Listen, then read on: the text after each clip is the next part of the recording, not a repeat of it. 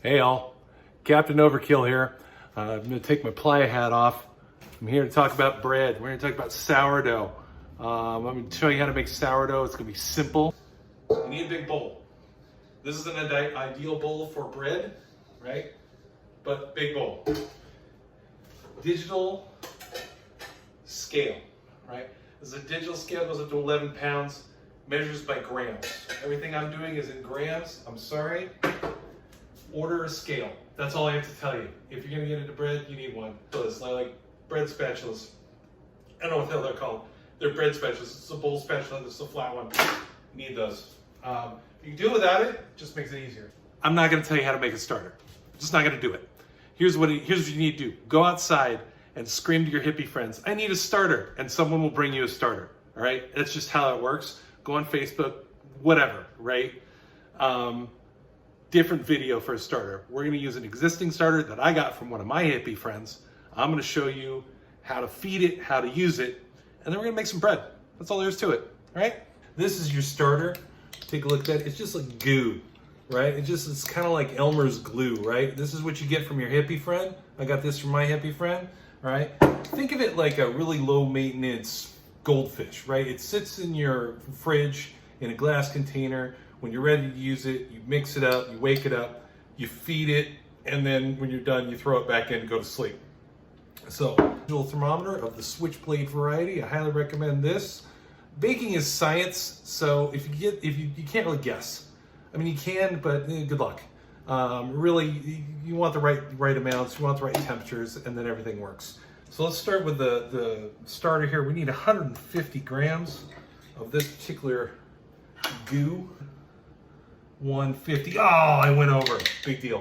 Okay, so you got 150 grams of that. This particular, now what you need to do is then add flour to this, but we're going to add my special ingredients. This is coffee, right? This is just brewed coffee, and I'm going to add 3 tablespoons of that. There's 1, 2, and there's 3. Okay, so I need 75 grams of flour. So this is feeding that mother starter, right? So it's hungry. It's been asleep in the fridge, right? So there's 60. Oh, come on now, come on. Oh, 76. Damn it. Okay, depends. About 80 degrees warm, and you want another 75, so you want this to be 150. 75 plus 75, I think my math's okay. And that's just gonna be in there, and that's just gonna wake up, all right? So I'm gonna leave this out, and this is going to sit out while I do everything else and warm up and kind of like wake up. Now I'm gonna go ahead and add another secret ingredient that I often use, which is baking cocoa. All right, so this isn't sweetened, this is just cocoa. I'm gonna use about a half tablespoon, almost a tablespoon of that stuff. Tablespoon, I'm gonna put it right in there. This is an optional ingredient. It doesn't make it sweet. What it does is it adds the coffee and the cocoa add this weird complexity. They also make the sourdough dark. So it's got like it looks like a wheat bread. It's a dark sourdough. And it's just really, really, really good. I can't recommend it enough. This particular recipe, I'm using 850 grams of white flour. So that's the bulk of it. And then I'm using 150 of whole wheat. So you end up with 1,000 grams of flour. Like I said, if you have to use all one kind of flour, all right, hey, whatever, that's cool. You know, boom, boom. All right, whoa, 850 on the nut. All right, so that's 850. Now I'm gonna move on to my whole wheat, which is just slightly different flour. So now I need to bring this number back up to 1,000. That's a couple cups or so. Oh, it's close.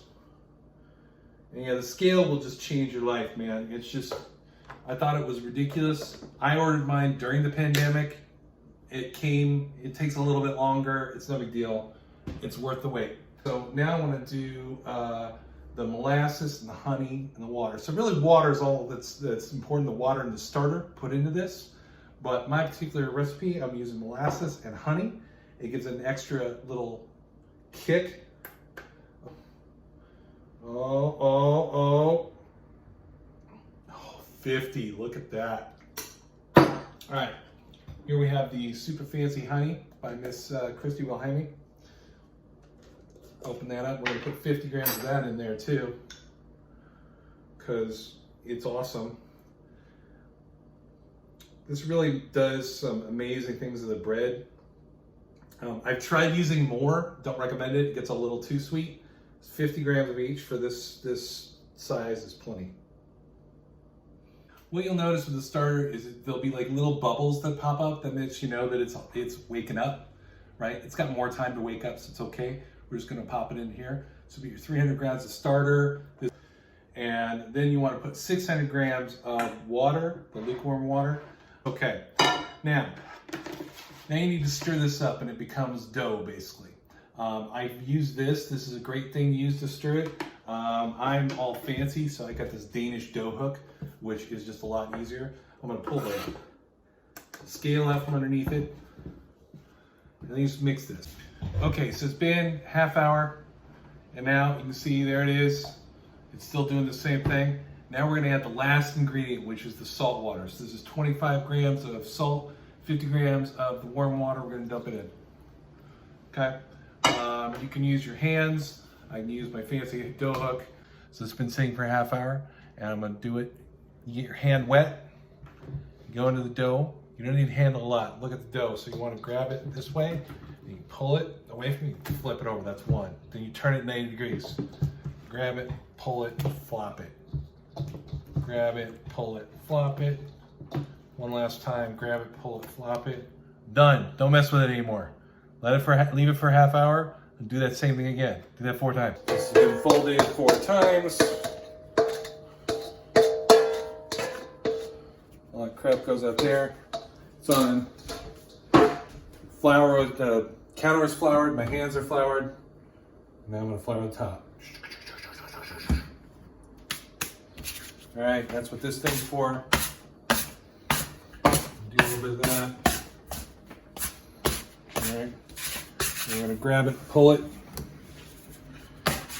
We'll grab it, pull it.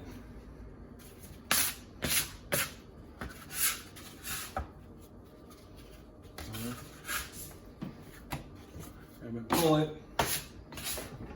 Now we're gonna leave it, let it hang out for 20 minutes. That's it. My loaf pan, I've greased it and I've floured it. This is one big loaf pan. It's twice the size of normal loaf pans. You might have used 2 small ones, but whatever. That's floured, ready. We got this thing's been sitting bench resting. That's where you really need this. This is a big ass sticky mess. And, you know, get your floured hands. The trick is, get this big ass sticky mess and put it in there. So now we're gonna let it proof overnight.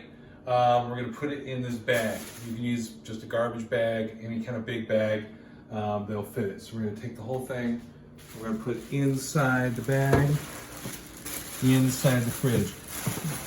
You don't really need the bag, but it keeps weird things from falling into it, and it helps proof a little bit better.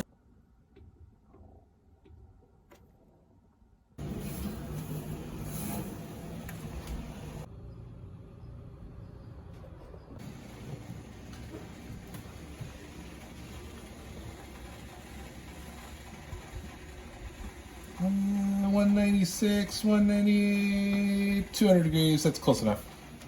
All right, now let it cool. Do not cut it hot. Let it cool because it's still cooking. There it is, the crumb shot.